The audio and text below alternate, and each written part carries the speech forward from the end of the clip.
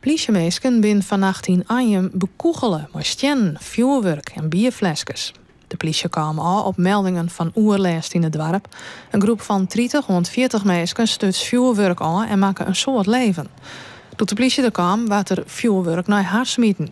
Ze hadden besloten de ME in te zetten. Zoals gebruikelijk wil je dan bellen als burgemeester tot de meldkamer en die zei wij willen de ME inzetten. Burgemeester, vinden we dat goed? Nou, dan heb ik me de situatie uitleggen en toen heb ik gezegd, ja, het is onacceptabel dat uw hulpverleners bedriegen worden, dat mensen niet in nood zetten, dat die geholpen worden maar terug de politie en dus mij optreden. En we hebben ook onderling afgesproken, als we ons niet veilig voelen, dan trekken we ons terug. We laten ons daar niet bekogelen. We zijn heel blij dat er geen gewonden zijn gevallen, maar had natuurlijk wel anders gekund. Het is echt een grens overgegaan nu. In het dorp is ze net blij met de actie van de jongeren. Je neemt wel meer voorzorg, maar dat doe je me altijd. Ja, John altijd. Je hebt die brievenbus naar binnen. Maar die hangt nog, maar die haalt dat straks ook naar binnen, denk ik. En je zet je auto's goed op plak. En je wie ik allemaal lint naar de gang, het dat direct moeten krijgen? Ja, dat denk ik dat een beetje helpt misschien.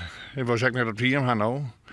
Want ja, zie je juist een groep van 40 man en een protte lawaai, een protte lef en een protte lende en ja, en dan maakt ik wel spesje en dan zei ik het in de morgen van een huis noemen. Ja, ben wel net zo blij mee. Net zien van de boerlui die erbij wie valt het alle jaar wel wat ta.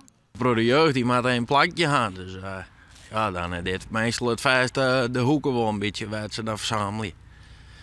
Maar voor de rest ging net heel raar. Zeg maar, de media maken het heel spannend. Maar voor de rest vol reuze maar het wie meer een hangplekje en nog een lied fikje. En ja, wat hij mee moest, geen idee. De Bingje-meesken onhouden vannacht. Toch had de politie het vermoeden dat er opzet zin in het spul is. Nou, zoals ik zei, lijkt het er nu op dat zij zelf hebben geprobeerd de politie te lokken met een melding. De politie is daar eigenlijk, ze hebben daar moedwillig een hinderlaag op gezet, lijkt het op. Daar zijn wij ingereden en direct bekogeld. En kennelijk met de intentie om de politiemensen te verwonden of een gevecht uit te lokken. Stien had ik je nooit zien. Vuurwerk is wel afstutsen, maar stien dat is een verzonnen verhaal. Ik weet natuurlijk niet wat zij hebben gezien, hè? Maar wat onze collega's hebben vastgesteld is dat toen ze daar binnenreden zagen ze al stapels stenen liggen. Die waren kapotgebroken, gintegels, echt met het doel om die te gaan gooien. En ze zijn daadwerkelijk daar bekogeld met zwaar vuurwerk en bierflesjes. Hier in Anjem is vannacht echt de grens overgegaan. Dat willen we niet meer zien.